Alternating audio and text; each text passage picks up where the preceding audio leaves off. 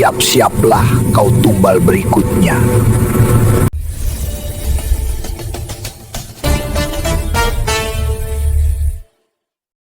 Belum lanjut ceritanya, buat kamu yang baru mampir ke channel ini, jangan lupa subscribe, tekan like, dan tulis di kolom komentar kamu nonton dari kota mana. Dukungan kalian bikin cerita-cerita begini terus lanjut. Senja merayap perlahan di desa Sukamaju, menyerat bayangan panjang dan mematikan hawa panas yang menyengat sejak siang. Namun bagi Arif, siswa kelas 6 SD yang baru ditinggal ayahnya Pak Anto, kegelapan petang tidaklah seburuk kegelapan di dalam hatinya yang dipenuhi kekosongan. Ia harus melewati pekarangan belakang rumah yang rimbun, tempat pohon-pohon pisang raja dan tanduk tumbuh liar, menjulang tinggi seolah menggapai langit yang mulai menghitam, menjanjikan buah yang sayangnya tak pernah sempat dinikmati oleh almarhum ayahnya, yang meninggalkan ia dan ibunya dalam kondisi ekonomi yang mencekik, dan menyisakan beban tanggungannya sebagai anak laki-laki tertua, seolah-olah seluruh atmosfer desa itu kini turut berduka, memancarkan aura melankolis yang bercampur dengan kelembapan tanah basah dan aroma kental dari batang pisang yang membusuk di sudut-sudut yang jarang terjamah sinar matahari.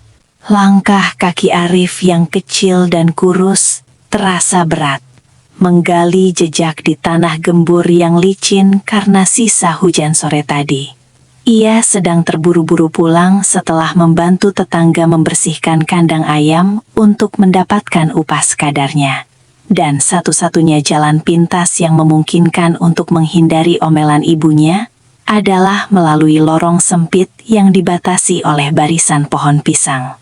Sebuah area yang secara naluriah selalu ia hindari karena cerita-cerita seram yang beredar di kalangan anak-anak desa mengenai tempat itu. Tempat yang konon menjadi persinggahan makhluk-makhluk tak kasat mata, entitas yang haus energi, atau sekadar ingin mengganggu ketenangan fana manusia. Namun, kebutuhan untuk segera sampai di rumah jauh lebih mendesak daripada rasa takut yang biasanya membelenggu setiap sarafnya. Memaksa kakinya untuk melangkah lebih cepat di antara dedaunan lebar yang berbisik-bisik diterpa angin senja yang dingin menusuk tulang. Tepat di tengah jalur yang diselimuti tirai daun pisang yang saling bertumpuk, menahan sisa-sisa cahaya terakhir, hingga area itu terasa seperti terowongan menuju dimensi lain, kaki kiri Arif tiba-tiba tersandung sesuatu yang keras dan tumpul, membuatnya kehilangan keseimbangan dan jatuh tersungkur ke tanah becek dengan bunyi bluk yang memecah keheningan yang mencekam. Rasa sakit menjalar dari lututnya. Namun yang lebih mengganggu adalah sensasi dingin yang asing yang merambat cepat dari telapak tangannya yang tak sengaja menyentuh benda penyebab ia tersandung. Benda itu terasa licin dan agak berminyak, seolah baru saja dikeluarkan dari perut bumi yang dingin dan lembab, memancarkan energi yang entah bagaimana terasa asing, namun sekaligus akrab dalam makna yang paling menakutkan. Seolah ia telah mengganggu tidur nyenyak sesuatu yang seharusnya dibiarkan tersembunyi selamanya di dalam kegelapan abadi. Dengan perasaan penasaran yang bercampur dengan ketakutan yang mulai menggigit di dasar perutnya, Arif memaksa dirinya bangkit. Mengusap lumpur dari celana pendeknya, dan kemudian menolehkan pandangan ke bawah untuk mengidentifikasi benda laknat yang telah membuatnya jatuh. Di bawah rimpun daun pisang yang layu, teronggok sehelai kain kafan kecil yang diikat dengan benang hitam yang tebal. Kain itu terlihat lusuh dan kotor. Dan yang paling mengganggu dari celah ikatan benang tersebut hidung. Terlihat sedikit bayangan benda di dalamnya, yang mulai layu, kemungkinan segengan tanah kuburan, dan bau amis atau mungkin potongan kuku dan rambut, sebuah kombinasi yang dibungkus bersama dengan secari kertas, seringkali diasosiasikan dengan aksara yang tidak ia kenali, yang dilakukan di bawah lindungan aksara kuno yang membuat bulu kuduknya merinding seketika. Agar ia segera lari menjauh tanpa melihat lagi, ada dorongan misterius yang menahannya.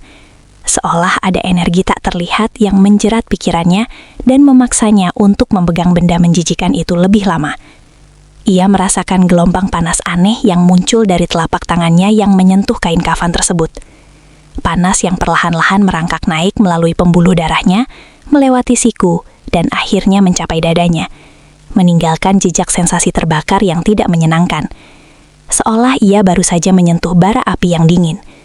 Dan saat ia berhasil menarik tangannya kembali, meninggalkan jejak lumpur gelap di atas bungkusan itu, ia merasakan kepalanya mulai berdenyut. Matanya terasa berat, dan seluruh tubuhnya tiba-tiba diserang kelelahan yang luar biasa. Seakan-akan seluruh vitalitasnya telah disedot oleh benda mati yang terletak di bawah akar pohon pisang tersebut. Arif bergegas meninggalkan pekarangan itu. Jantungnya berdegup kencang seperti genderang perang. Bukan hanya karena rasa takut akan kegelapan, tetapi karena rasa tidak enak yang menusuk. Sebuah firasat buruk yang jarang sekali salah. Malam itu, ia tidak menceritakan kejadian di kebun pisang kepada ibunya, Bu Rahmi. Khawatir akan dimarahi karena bermain di tempat terlarang. Atau lebih buruk lagi, ia takut jika ia menceritakannya, ia akan mengundang perhatian dari entitas jahat yang mungkin masih mengawasi bungkusan itu dari kejauhan. Bungkusan yang jelas merupakan bagian dari ritual pesugihan, sebuah ritual pengorbanan atau perjanjian dengan iblis demi kekayaan yang instan, yang kini tergeletak di sana, baru ditanam, menanti korban pertamanya untuk mengaktifkan kekuatan penuhnya. Dan tanpa ia sadari, ia telah menjadi bagian integral dari rantai perjanjian mengerikan itu. Dini hari berikutnya, ketika ayam jantan belum sempat berkokok menyambut fajar, tubuh Arif menggigil hebat di bawah selimut tipisnya. Bibirnya pucat pasi, dan kulitnya terasa panas membakar ketika disentuh oleh Bu Rahmi, ibunya. Demam tinggi menyerangnya dengan kecepatan dan intensitas yang mengejutkan. Bukan demam biasa yang bisa diobati dengan parasetamol atau kompres air hangat, melainkan demam yang terasa dingin di bagian dalam, disertai dengan keringat dingin yang membasahi dahi dan punggungnya. Seolah ada dua suhu yang bertabrakan di dalam dirinya, api yang membakar jiwanya dan es yang membekukan darahnya. Sebuah kondisi yang membuat Bu Rahmi panik luar biasa. Mengingat mereka hanya tinggal berdua dan tidak memiliki biaya untuk membawa Arif ke klinik kesehatan yang jaraknya cukup jauh. Bu Rahmi mencoba semua pengobatan rumahan yang ia tahu. Mengompres dahi Arif dengan handuk yang dibasahi air campur cuka, memberinya air kelapa muda yang diyakini dapat menurunkan panas, bahkan membacakan beberapa doa sederhana yang pernah diajarkan almarhum suaminya, Pak Anto. Namun tidak ada satupun yang membuahkan hasil. Demam Arif semakin menjadi-jadi seiring matahari naik di ufuk timur. Matanya merah menyala dan pandangannya mulai kosong, seolah jiwanya telah ditarik keluar dari rongga tubuhnya dan digantikan oleh sesuatu yang lain, sesuatu yang dingin dan tidak memiliki emosi. Sementara Bu Rahmi duduk di sampingnya, air mata keputusasaan membasahi pipinya. Bergumul dengan ketakutan bahwa ia akan kehilangan satu-satunya harta yang tersisa dari kehidupannya yang sudah sangat rapuh. Yang paling mengkhawatirkan adalah ketika Arif mulai berbicara. Bukan dengan suara khasnya yang cempreng, melainkan dengan bisikan serak yang terdengar asing, bahasa yang tak dimengerti. Terkadang diselingi dengan tawa kecil yang kering dan menyeramkan. Tawa yang tidak berasal dari seorang anak kecil, melainkan dari entitas yang jauh lebih tua dan jahat. Entitas yang sedang menikmati penderitaan wadah barunya. Ia juga mulai meracau tentang warna merah pekat dan bau anyir yang tajam. Menyebut-nyebut sebuah nama yang samar-samar ia dengar dari desas-desus desa, mengenai pengorbanan yang diminta oleh arwah penunggu kekayaan. Sebuah pertanda jelas bahwa penyakit Arif bukan berasal dari bakteri atau virus, melainkan dari gangguan spiritual yang sangat kuat dan baru saja menanamkan akarnya di dalam tubuh polos itu. Seiring hari kedua demam berjalan, Bu Rahmi akhirnya menyadari bahwa demam ini memiliki kaitan yang erat dengan kekuatan gaib. Mengingat kondisi Arif semakin memburuk drastis setiap kali azan maghrib berkumandang. Dan yang membuatnya yakin adalah ketika ia menemukan bekas luka kecil yang tampak seperti goresan kuku di punggung tangan Arif. persis di tempat ia menyentuh bungkusan pesugihan itu. Luka itu tidak berdarah, namun terasa sangat dingin dan memancarkan energi negatif yang menusuk tulang. Seolah tanda kepemilikan telah dicapkan pada tubuh anaknya oleh makhluk yang rakus dan tidak sabar. Makhluk yang sedang menuntut pengembalian atas apa yang telah disentuh dan diintervensi. Dan Bu Rahmi tahu, anaknya kini telah menjadi sasaran empuk, target pengganti yang sempurna untuk ritual kotor yang baru saja dimulai. Kekhawatiran Bu Rahmi berubah menjadi teror yang mencekam ketika ia teringat cerita-cerita lama tentang praktik pesugihan yang membutuhkan tumbal segar, terutama tumbal dari orang yang tidak bersalah dan memiliki energi murni. Ia sadar bahwa bungkusan di kebun pisang itu adalah umpan yang disengaja, sebuah perangkap yang disiapkan oleh si pelaku untuk menjebak korban yang lewat. Dan Arif, dengan kepolosannya dan kebetulan yang fatal, telah melangkah tepat ke dalam pusaran kekejaman itu, membuatnya kini terikat secara spiritual dengan perjanjian mengerikan tersebut. Seolah-olah jiwanya telah ditandai sebagai jaminan atas kekayaan yang diminta oleh si pemilik pesugihan tersebut. Sebuah kenyataan yang jauh lebih menakutkan daripada kemiskinan dan kelaparan yang mereka hadapi setiap hari. Dalam keputusasaannya, Bu Rahmi akhirnya memanggil Pak Haji Karim, seorang tokoh agama yang disegani di desa, yang juga dikenal memiliki sedikit pengetahuan mengenai hal-hal supranatural. Meskipun ia selalu berusaha menjaga kerahasiaan kemampuannya tersebut agar tidak menimbulkan kegaduhan. Saat Pak Haji Karim memasuki ruangan sempit tempat Arif terbaring, ia merasakan aura dingin yang menusuk, meskipun suhu udara di luar terasa lembab dan panas. Dan ia melihat ke mata Arif, bukan hanya demam, tapi kekosongan yang menatap balik. Sebuah tanda bahwa ada entitas lain yang sedang berbagi ruang di dalam raga bocah malang itu. Makhluk yang sangat kuat dan berambisi untuk mengambil alih secara permanen. Dan ia tahu, pertarungan yang akan mereka hadapi bukanlah pertarungan fisik, melainkan pertarungan memperebutkan jiwa yang hampir tercerabut. Pak Haji Karim segera memulai ritual pengobatan dengan membacakan ayat-ayat suci yang kuat. Suaranya bergetar dengan keyakinan yang mendalam, mencoba mengusir pengaruh jahat yang telah bersemayam di dalam tubuh Arif. Namun, reaksi dari Arif sungguh di luar dugaan dan sangat mengerikan. Tubuhnya kejang-kejang hebat, matanya membalik ke atas hingga hanya menyisakan putih, dan dari tenggorokannya keluar suara geraman yang lebih mirip suara binatang buas yang terluka daripada suara seorang anak kecil. Seolah-olah ayat-ayat suci itu sedang membakar kulit entitas yang bersembunyi di dalam sana, memaksanya untuk menunjukkan kekuatannya dan melawan balik intervensi dari dunia spiritual yang mencoba membebaskan korbannya dari jeratan gelap. Setiap kali Pak Haji Karim menaikkan nada suaranya dalam bacaan, bayangan di sudut ruangan seolah ikut menari, memanjang dan memendek secara tidak wajar. Dan aroma busuk yang sebelumnya hanya samar-samar kini tercium begitu kuat, memenuhi ruangan, membuat Bu Rahmi hampir muntah, dan Pak Haji Karim kesulitan bernapas, seolah kehadiran entitas itu semakin solid dan menunjukkan penolakannya yang keras terhadap pengusiran. Entitas itu berkomunikasi melalui Arif, mengeluarkan ancaman dalam bahasa yang sangat kuno, menjanjikan malapetaka bagi siapa saja yang berani mengganggu persembahannya, menunjukkan bahwa perjanjian pesugihan ini bukanlah perjanjian murahan, melainkan transaksi yang melibatkan entitas kelas atas yang memiliki kekuatan destruktif yang serius. Setelah ritual pertama gagal total, meninggalkan Arif dalam kondisi yang lebih lemah dan Bu Rahmi yang semakin putus asa, Pak Haji Karim menatap Bu Rahmi dengan tatapan yang menyiratkan keprihatinan yang mendalam dan sekaligus kekalahan sesaat. Ia menjelaskan bahwa pengaruh yang mencengkram Arif sangat baru dan sangat kuat, menandakan bahwa bungkusan itu baru saja diletakkan, dan energi tumbal pertamanya masih sangat segar, membuatnya sangat sulit untuk dilepaskan tanpa mengetahui siapa dalang di balik semua kekejaman ini.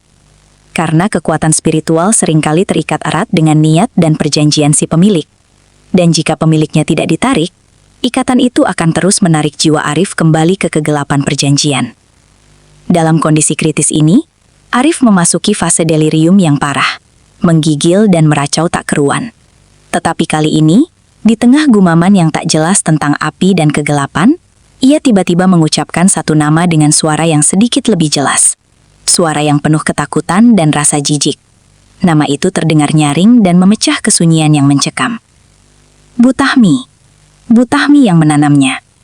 Pengucapan nama itu seketika membuat suasana di ruangan itu seolah membeku, meninggalkan Bu Rahmi dan Pak Haji Karim dalam keheningan yang tegang. Sebuah keheningan yang dipenuhi dengan kecurigaan yang mengerikan, dan sebuah tuduhan tak terduga yang dilemparkan oleh jiwa yang sedang berjuang di ambang kematian. Bu Rahmi terkejut bukan kepalang. Butami adalah tetangga mereka, seorang janda kaya yang tiba-tiba menjadi sangat makmur dalam beberapa tahun terakhir. Kekayaannya datang tiba-tiba setelah suaminya meninggal dalam kecelakaan aneh, membuat desas-desus mengenai praktek pesugihan memang sudah beredar di desa. Namun selama ini hanya dianggap sebagai gosip tak berdasar dari orang-orang yang iri. Kini, nama itu keluar dari mulut anaknya yang sedang sekarat. Sebuah kesaksian yang jauh lebih kuat daripada ribuan gosip. Sebuah tuduhan yang dingin, tajam, dan memiliki potensi untuk menghancurkan kedamaian yang tersisa di Desa Sukamaju, menggantikan ketenangan dengan kecurigaan yang mengakar dan permusuhan yang tak terhindarkan. Pak Haji Karim yang biasanya tenang dan berwibawa menunjukkan kerutan yang dalam di dahinya. Ia tahu bahwa anak-anak yang berada dalam kondisi antara hidup dan mati seringkali bisa melihat atau merasakan kebenaran yang tersembunyi. Seolah-olah tirai spiritual antara dunia nyata dan dunia gaib menjadi sangat tipis bagi mereka yang sedang berjuang melawan maut. Dan oleh karena itu, kata-kata Arif meskipun hanya racauan, memiliki bobot yang tidak bisa diabaikan. Ia harus bertindak berdasarkan informasi ini, meskipun beresiko memicu konflik sosial yang besar, karena nyawa Arif jauh lebih penting daripada reputasi atau kerukunan palsu yang selama ini menyelimuti desa. Bu Rahmi, meskipun ragu dan takut, didorong oleh insting keibuan yang ganas, segera ingin menghadapi Butami, menuntut penjelasan, dan menanyakan apa motif sebenarnya di balik kekejaman ini. Namun, Pak Haji Karim menahannya dengan lembut namun tegas, mengingatkannya bahwa menghadapi pelaku pesugihan tanpa bukti material yang kuat dan tanpa perlindungan spiritual yang memadai sama saja dengan bunuh diri. Karena mereka yang terikat perjanjian gelap biasanya dilindungi oleh entitas jahat mereka, yang akan menyerang balik siapapun yang mencoba mengganggu atau membongkar kejahatan mereka. Dan ia membutuhkan waktu untuk merencanakan langkah selanjutnya, mencari bukti, atau setidaknya memperkuat pertahanan spiritual Arif sebelum mengambil tindakan yang lebih drastis. Kabar mengenai racauan Arif yang menyebut nama Butami menyebar dengan cepat di kalangan tetangga yang datang menjenguk. Meskipun Bu Rahmi dan Pak Haji Karim sudah berusaha menutupinya, namun bisik-bisik yang penuh ketakutan dan spekulasi tidak bisa dibendung. Seolah-olah udara itu sendiri telah berubah menjadi konduktor gosip yang cepat dan mematikan. Wajah-wajah tetangga yang sebelumnya menunjukkan simpati, kini dipenuhi dengan kombinasi rasa ingin tahu, ketakutan, dan validasi atas kecurigaan lama mereka terhadap kekayaan mendadak Butami, yang selalu terasa terlalu bersih dan terlalu mudah didapatkan, kini menjadi cerita horor yang nyata, bahwa di balik gerbang rumah mewah itu, ada perjanjian darah yang menuntut korban tak bersalah. Beberapa hari berlalu. Kondisi Arif tidak membaik. Ia terus-menerus diserang demam naik turun dan mimpi buruk yang mengerikan. Dalam tidurnya, ia seringkali terlihat seperti sedang dicekik oleh sesuatu yang tidak terlihat. Tangannya merayap ke lehernya sendiri, wajahnya membiru, dan ia mengap-mengap mencari udara. Sebuah pemandangan yang membuat Bu Rahmi semakin terdesak untuk bertindak, melihat bahwa waktu mereka semakin menipis dan entitas itu semakin berani menyerang secara fisik, tidak hanya spiritual, menuntut pelunasan atas tumbal yang telah mereka tandai di kebun pisang yang lembab dan gelap. Pak Haji Karim akhirnya memutuskan untuk melakukan penyelidikan diam-diam. Ia pergi ke kebun pisang di bawah naungan malam, membawa lentera kecil dan perlengkapan doa, mencari bungkusan pesugihan yang Arif sentuh, berharap bisa menetralkan energi jahatnya atau setidaknya mendapatkan petunjuk fisik tentang siapa pemiliknya. Namun ketika ia sampai di lokasi, yang ia temukan hanyalah tanah gembur yang sudah diinjak-injak oleh langkah-langkah cepat Arif, dan bungkusan itu telah hilang tanpa jejak. Seolah-olah telah ditarik kembali oleh si pemilik setelah mengetahui bahwa umpan mereka telah berhasil menjerat korban yang mereka inginkan. Kehilangan bukti fisik itu membuat pekerjaan Pak Haji Karim menjadi jauh lebih sulit. Karena kini yang tersisa hanyalah tuduhan verbal dari seorang anak yang sakit parah melawan kekuatan gelap yang dilindungi oleh kecerdikan manusia. Ia tahu Butami pasti telah membersihkan jejaknya segera setelah ia mendengar desas-desus atau merasakan ada orang lain yang mendekati lokasi penanaman pesugihannya, menunjukkan bahwa wanita itu tidak hanya kuat secara spiritual, tetapi juga sangat cerdas dan waspada terhadap ancaman yang mungkin timbul dari kebocoran rahasia gelapnya. Dengan minimnya bukti, Pak Haji Karim hanya bisa melakukan pendekatan spiritual yang lebih agresif. Ia kembali ke rumah Bu Rahmi dan mencoba ritual pengusiran yang lebih intensif, menggunakan air ruqyah yang telah didoakan selama berjam-jam, dan mencoba memanggil nama entitas yang mungkin terikat pada perjanjian itu, berharap entitas itu akan membuat kesalahan, atau setidaknya melemahkan pertahanannya. Namun entitas itu hanya merespons dengan kebisingan dan kekacauan, menggunakan tubuh Arif untuk mengeluarkan seruan-seruan yang menantang dan tawa yang sangat mengejek. Sebuah demonstrasi kekuatan yang menakutkan, menunjukkan bahwa entitas itu merasa sangat aman dalam ikatan kontraknya. Bu Rahmi yang tidak tahan lagi melihat penderitaan anaknya, pada akhirnya menyerah pada amarahnya dan memutuskan untuk pergi menemui Butami, tanpa memedulikan peringatan Pak Haji Karim. Ia berjalan menuju rumah besar Butami yang kontras dengan gubuk reyotnya, sebuah rumah yang selalu terasa dingin dan menakutkan di mata warga desa, meskipun tampak mewah dan modern. Seolah dinding-dindingnya menyembunyikan rahasia kotor dan bau darah yang tak terucapkan. Dan di dalam hati Bu Rahmi, rasa takutnya telah digantikan oleh kemarahan seorang ibu yang kehilangan anaknya, siap menghadapi bahaya apapun demi mendapatkan kebenaran yang akan membebaskan Arif. Ketika Bu Rahmi tiba di gerbang besi tempa milik Butami, ia melihat wanita itu sedang duduk santai di terasnya, menikmati teh sore dengan wajah yang sangat tenang, seolah-olah tidak ada badai spiritual yang sedang ia ciptakan di desa itu. Butami dengan gaun sutra mahalnya dan perhiasan emas yang berkilauan menyambut kedatangan Bu Rahmi yang lusuh dan kacau dengan senyuman yang terlalu manis. Senyuman yang terasa dingin dan palsu, seperti topeng porselen yang sempurna. Senyuman yang secara instan membuat Bu Rahmi yakin bahwa wanita ini memang menyimpan rahasia kelam, karena ketenangan yang ia tunjukkan di tengah penderitaan tetangganya terasa sangat tidak manusiawi. Bu Rahmi langsung menuduhnya. Suaranya serak dan bergetar karena emosi yang tertahan. Ia menuntut agar Butami melepaskan anaknya dari ikatan pesugihan yang ia tanam di kebun pisang. Mengancam akan melaporkannya kepada kepala desa dan bahkan polisi jika ia tidak segera menghentikan teror yang mencekik Arif. Namun, Butami hanya tertawa kecil. Tawa yang merdu namun penuh sarkasme, seolah-olah Bu Rahmi sedang menceritakan lelucon yang mudah dan tidak lucu. Dan ia menyilangkan kakinya dengan anggun, menunjukkan dominasi dan ketidakpedulian mutlak terhadap penderitaan yang ia sebabkan. Rahmi sayang, kau bicara tentang apa?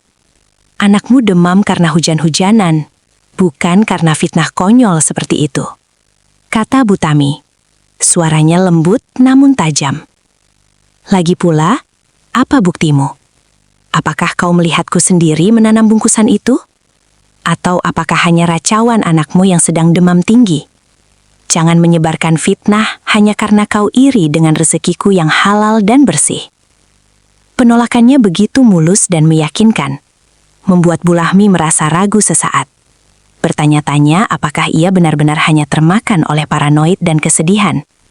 Namun tatapan dingin Butami yang tiba-tiba mengeras, membuatnya yakin bahwa ia berada di jalur yang benar. Bu Rahmi bersikeras, menceritakan detail tentang bungkusan kafan, bau amis darah, dan bagaimana Arif menyebut namanya saat meracau. Tetapi Butami dengan tenang memanggil pembantunya untuk mengambil kitab suci dan menawarkannya sumpah di atasnya. Sebuah permainan psikologis yang cerdas, karena ia tahu, meskipun ia berbohong, orang-orang akan kesulitan menuduh seseorang yang berani bersumpah demi kitab suci. Ia memasang wajah polos yang sempurna, wajah yang seolah tidak pernah melakukan dosa sekecil apapun. Dan Bu Rahmi, tanpa bukti fisik yang kuat, dan hanya didukung oleh bisikan tak berwujud, akhirnya mundur selangkah, terdesak oleh benteng kekayaan dan kepalsuan yang dibangun Butami. Kegagalan Bu Rahmi dalam konfrontasi ini ternyata membawa dampak buruk yang lebih besar. Entitas yang terikat pada Bu Tami merasa terancam dan marah karena rahasia mereka hampir terbongkar. Dan pada malam harinya, serangan spiritual terhadap Arif meningkat hingga ke level yang belum pernah terjadi sebelumnya.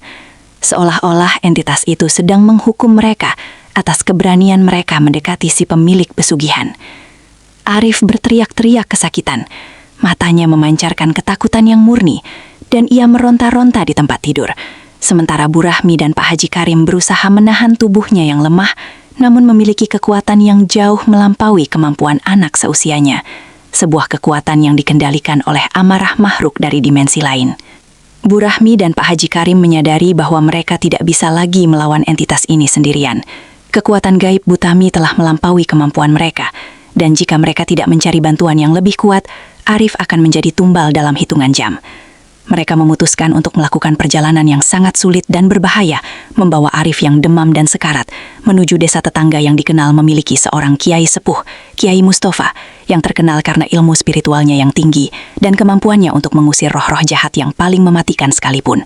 Sebuah harapan terakhir yang sangat tipis di tengah badai keputusasaan yang melanda. Perjalanan itu terasa seperti berjalan di antara jurang maut. Di tengah malam yang gelap, Bu Rahmi menggendong Arif yang tubuhnya terasa dingin sekaligus panas. Setiap langkah di jalan setapak yang licin adalah perjuangan fisik dan emosional yang luar biasa. Sementara Pak Haji Karim berjalan di samping mereka, terus membacakan doa-doa perlindungan, berusaha mencegah entitas itu mengambil alih sepenuhnya jiwa Arif, sebelum mereka mencapai tempat perlindungan spiritual Kiai Mustafa. Sebuah perjalanan yang terasa sangat panjang, seolah waktu telah melambat dan menguji setiap serat kesabaran dan iman mereka hingga batas maksimal. Ketika akhirnya mereka tiba di pesantren Kiai Mustafa menjelang subuh, Kiai Mustafa, seorang pria tua dengan mata yang teduh namun tajam, sudah menunggu mereka di teras musola. Seolah ia sudah mengetahui kedatangan mereka dan masalah berat yang mereka bawa. Kiai Mustafa tidak bertanya banyak. Ia hanya melihat sekilas ke kondisi Arif, dan dalam pandangan itu, ia segera mengerti bahwa ini adalah kasus pesugihan tingkat tinggi yang baru ditanam dan sedang menuntut korban jiwa pertamanya.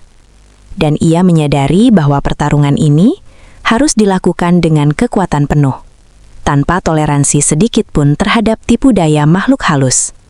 Kiai Mustafa segera memulai ritual pengobatan. Ia menempatkan Arif di atas tikar, dan dengan tongkat kayunya yang tua, ia menggambar garis-garis pelindung di sekeliling Arif, menciptakan benteng spiritual yang tidak terlihat untuk mencegah entitas itu melarikan diri atau mendapatkan bala bantuan. Sementara ia sendiri duduk bersila di samping Arif, matanya terpejam dan suaranya mulai merapal ayat-ayat yang sangat dalam dan kuat. Ayat-ayat yang memiliki resonansi yang berbeda dari yang dibacakan Pak Haji Karim, ayat-ayat yang seolah-olah bisa menembus inti kegelapan yang sedang bersarang di dalam raga Arif. Saat Kiai Mustafa mencapai puncaknya dalam pembacaan, udara di sekitar mereka tiba-tiba menjadi sangat dingin, diikuti dengan raungan yang mengerikan dan tidak manusiawi yang keluar dari mulut Arif. Raungan yang membuat dinding-dinding musola bergetar. Entitas itu kini menunjukkan wujud aslinya melalui wadah Arif. Sebuah kehadiran yang jahat dan arogan, mencoba menakut-nakuti dan mengintimidasi Kiai Mustafa. Namun Kiai Mustafa tetap tenang, membiarkan kemarahan entitas itu memuncak, karena ia tahu, semakin entitas itu menunjukkan diri, semakin mudah baginya untuk menyerang titik lemahnya, yaitu ikatan perjanjiannya dengan si pemilik, Bu Tami. Kiai Mustafa kemudian menuntut, bukan kepada Arif, tetapi kepada entitas yang bersuara melalui Arif. Menanyakan nama tuannya, siapa yang telah bersekutu dengannya, dan menanam benda kotor di kebun pisang itu. Dan dalam suara yang penuh kebencian dan rasa sakit karena terpaksa menjawab, entitas itu mengulang nama yang sama yang telah diucapkan Arif dalam racunnya. Tami, wanita serakah itu, dia telah berjanji. Konfirmasi ini, yang keluar dari mulut entitas itu sendiri, adalah bukti spiritual yang kuat, memvalidasi semua kecurigaan yang selama ini beredar di desa, dan menguatkan posisi Kiai Mustafa untuk melakukan pengusiran total. Kiai Mustafa tidak membiarkan entitas itu berlama-lama bicara. Dengan gerakan cepat dan tegas, ia menempelkan telapak tangannya ke dahi Arif. Dan seketika itu juga, energi panas yang luar biasa mengalir dari tangannya. Seolah ia sedang menembakkan api spiritual ke dalam inti dingin entitas itu. Raungan kesakitan entitas itu berubah menjadi jeritan melengking yang semakin lama semakin menjauh. Seolah-olah ia sedang ditarik paksa dari dalam tubuh Arif. Sebuah pemandangan yang membuat Bu Rahmi menutup mata. Namun Pak Haji Karim menyaksikannya dengan saksama. Sebuah pertarungan epik antara cahaya dan kegelapan yang terjadi di atas tikar usang di musola sunyi itu. Setelah beberapa menit yang terasa seperti keabadian, tubuh Arif yang tadinya tegang kini mengendur. Ia ambruk, kelelahan total. Napasnya kembali normal meskipun masih dangkal, dan aura dingin yang mencekam di ruangan itu menghilang, digantikan oleh kehangatan dan ketenangan yang kembali. Kiai Mustafa menarik tangannya, wajahnya berkeringat dan tampak lelah. Namun senyum kemenangan terpancar di matanya. Entitas itu telah berhasil diusir, dan jiwa Arif telah diselamatkan dari cengkeraman perjanjian gelap yang hampir merenggutnya sepenuhnya. Sebuah keajaiban yang terjadi berkat intervensi kekuatan spiritual yang murni dan tanpa kompromi. Meskipun Arif selamat, ia tidak langsung pulih. Ia tertidur pulas, tidurnya kini damai, tanpa mimpi buruk atau kejang-kejang. Sebuah tanda bahwa jiwanya kini sudah bebas, tetapi trauma fisik dan psikologisnya masih membutuhkan waktu untuk sembuh. Kiai Mustafa kemudian memberikan nasihat kepada Bu Rahmi dan Pak Haji Karim. Meskipun entitas itu telah diusir dan perjanjian itu sementara dilanggar, si pemilik pesugihan, Bu Tami, masih bebas berkeliaran dan kekuatan gelapnya masih utuh. Dan selama ia masih ingin mempertahankan kekayaannya, ia akan mencoba menanam tumbal baru atau bahkan mencoba menyerang Arif lagi untuk membalas dendam atas kekalahannya. Kiai Mustafa menjelaskan bahwa dalam kasus pesugihan, hukum manusia seringkali tidak berdaya, karena tidak ada bukti yang cukup untuk menjerat Bu Tami secara hukum. Bungkusan itu telah hilang, dan racauan anak sakit bukanlah kesaksian yang sah di mata pengadilan. Satu-satunya yang mereka miliki adalah keyakinan spiritual dan pengetahuan bahwa Bu Tami adalah pelakunya, sebuah kebenaran yang pahit yang harus mereka terima.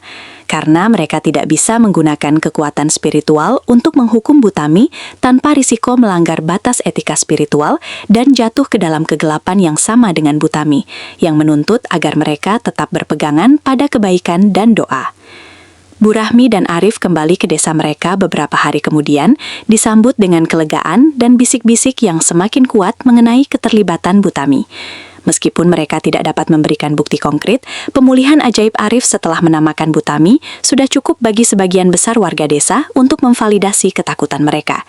Dan perlahan-lahan, isolasi sosial mulai menyelimuti Bu Tami.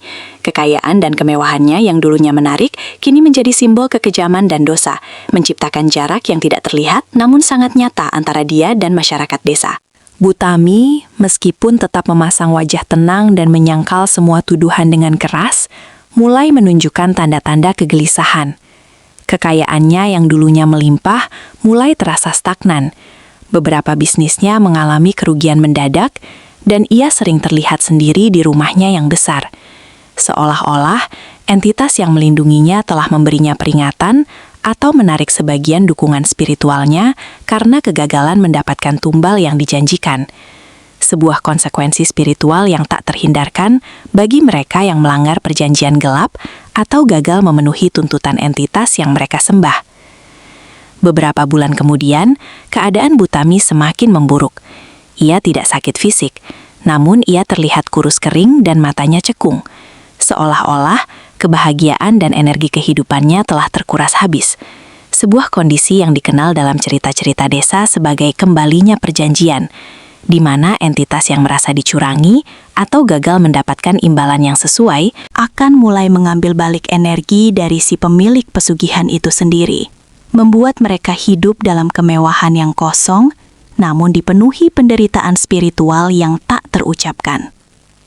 Sebuah siksaan yang lebih mengerikan daripada kemiskinan materi.